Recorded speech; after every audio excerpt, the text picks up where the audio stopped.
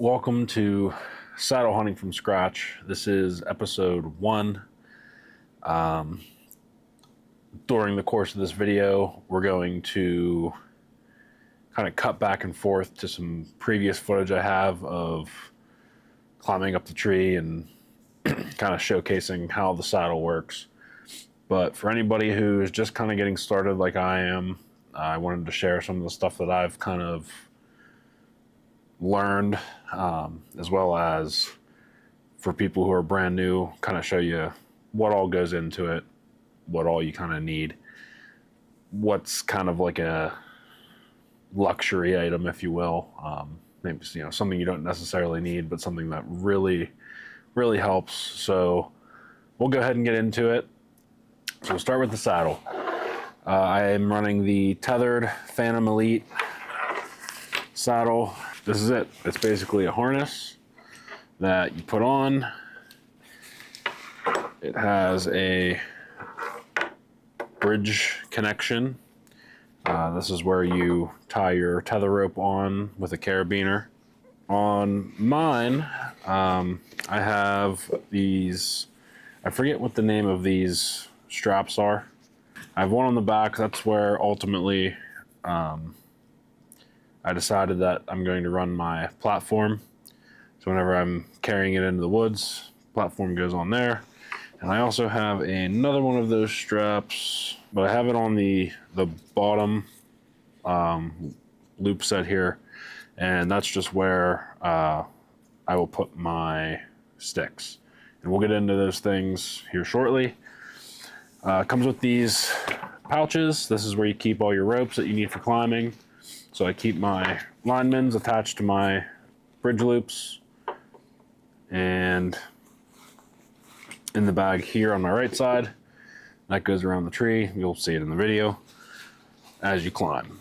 Then I have my tethered and my hitch strap, and all the hitch strap is, this is just a strap that has a bunch of loops on it. It goes around the tree, ties into itself, tightens down, and then you're able to do stuff like this, where it's just something that you can put your gear on. So, hang my gun or my bow off of this. I typically, whenever you tie this around the tree, you'll have a little tag end, a long tag end, I should say, at the end of it.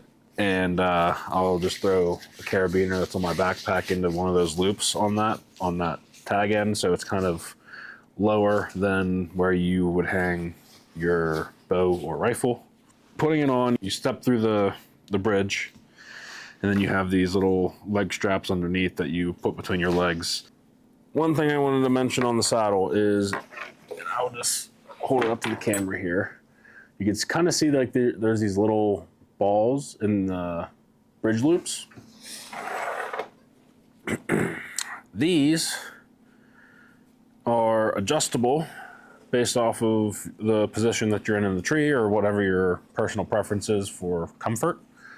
I've found that having them right in the middle is pretty solid for me, as far as switching between the sitting position and the leaning position. And they work great. You just kind of relieve some of the stress off of your bridge. You can do that by wrapping your arm around the tree, holding onto your tethered once you're up in the tree, and just adjusting where those are at. Makes a huge difference as far as comfort. And that's pretty much my rig. I've hunted in it for a year, and I shot a doe out of it so far. That video is on our channel, on our Deer Camp 2025 video. Now getting into the kind of important, that is important. You really can't saddle hunt without the saddle. But some of the important aspects of saddle hunting. So we'll start with the sticks. So these sticks, they go in the tree this way. So these are kind of coming towards the camera there. It goes onto the tree like this, like on my hand, and then you're able to pull these down as steps, and you climb the tree that way. So it comes with a little rope attached onto it here, and it has its own little mechanism for keeping this tight and on here so it's not dangling as you're walking into the woods. Very simple to put on. You take the rope off of the little locking, I can't think of what these are called, but just take it out of there, wrap it around the tree, tie it back in. These are the tethered Skeletor sticks. They're fairly light. That is the one thing with saddle hunting I will say is there is extra gear. That's why I decided to go with as light of an option as I could as far as my sticks go. It is a couple pounds for all four. If I can get specs on the exact weight for them, then I will put that in the video somewhere.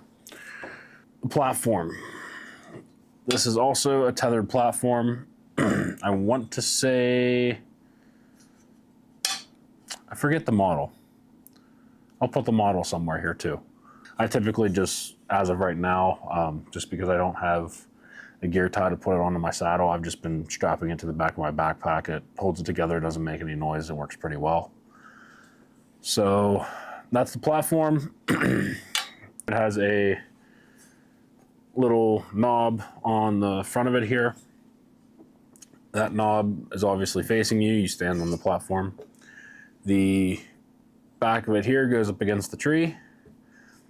You wrap your strap around the tree, put both loop ends. I don't have the strap on me at this moment, but you put both loops of the strap around this knob, tighten it down, and then you just set it. So it depends on how good of a grip it gets at first. But what I typically do is I'll get it strapped, push it down, and then sometimes I'll even step on top of it and just cam it over with my other foot. So that's the platform.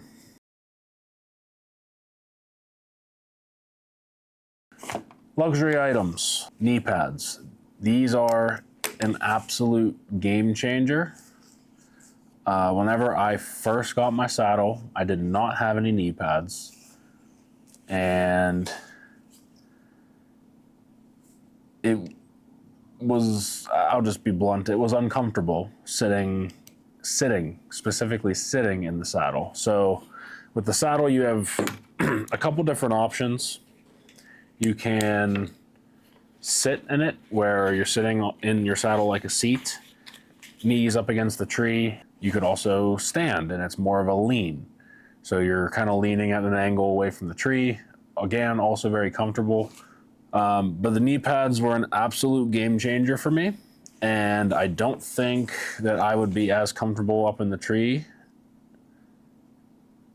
without these. So I definitely recommend getting some nice knee pads for it. These, again, are Tethered brand. All right, another quality of life thing. What you'll see I have on here, this is your tethered rope. This is what is holding you in the tree.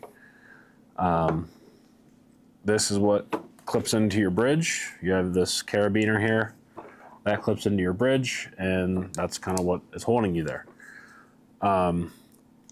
I have Ropeman 1 Ascenders. I have Ropeman 4s on my other ropes. I have both the 8 and 11 millimeter ropes. I believe these are the 11, because I think the Ropeman ones, yeah, they're only good for 10 to 13 millimeter. So these are the 11 millimeters. I do have 8s, but one thing that I wanted to share, and I am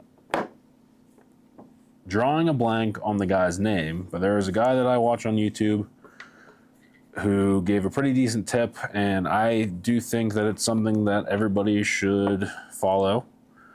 These Ropeman ones are mechanical devices. Mechanical devices can fail. I have a prusik tied on to this as well. So let me just set this up like it's going to go around the tree. So we'll just say that's my tree.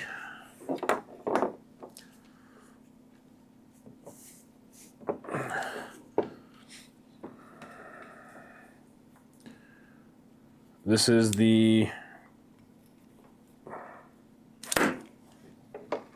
This would be tied into my bridge carabiner. But I have a prusik tied above my ascender, and that just kind of goes into here, into the carabiner, and I will show you why. All right, just get that on the other side.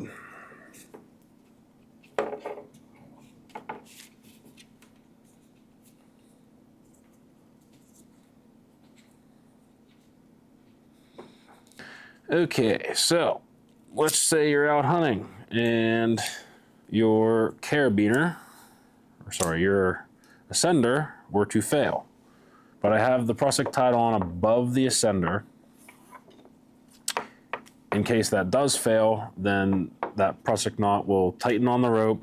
If this ascender were to fail on me, I have that prusik as a backup. And then at the end of your tether ropes are a knot, and this is kind of like the third backup. So those are the things that I do with my tethered rope, just to make things a little bit safer for myself. All right, this is a back strap. Specifically, this is the MVP from Tethered. This goes around you. I don't know if I've ever showed or filmed me using this. So I'll kind of give you a rough breakdown. This goes around your back like so. That right there just goes right into your carabiner on your tethered rope and on your bridge. This is what's giving you your back support.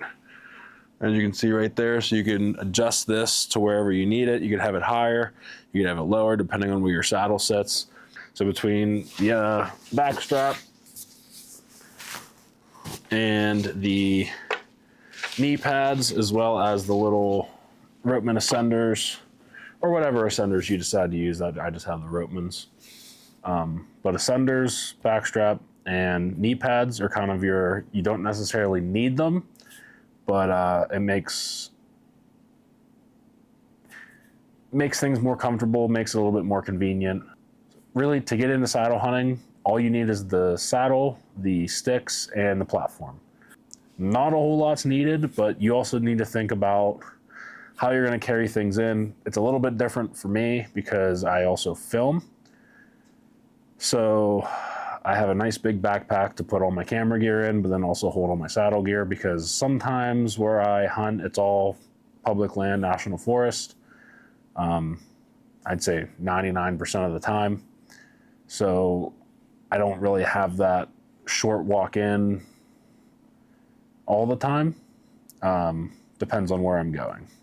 Hopefully this was helpful.